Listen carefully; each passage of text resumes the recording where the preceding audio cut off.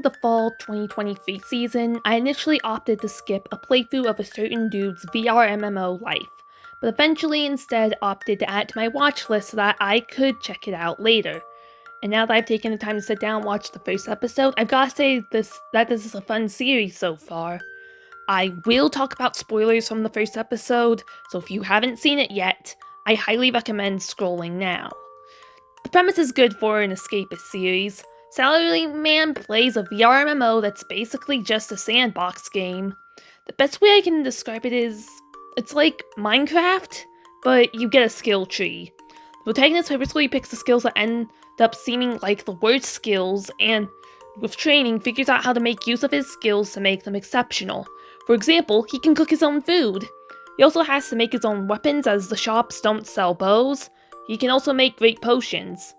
Now, the potion part is where I take an issue with the series. The conflict during the second part of the episode is initiated because the NPCs sold out of potions. Now, I understand that some games have shop setups where there is a limited amount of stock and you need to wait for a restock. I don't know if it was just me, however, but the framing of why Earth ultimately picked the potion-making skill made it seem like the NPCs had unlimited potions, which would only make the potion-making skill useful if you wanted stronger potions than what the NPCs could provide. So the NPCs running out of potions didn't really make sense to me. However, as that's not something that ultimately undermines the premise of the series, I'm willing to stick with this series at least through the next 2 episodes just to see if it can keep up the same pace.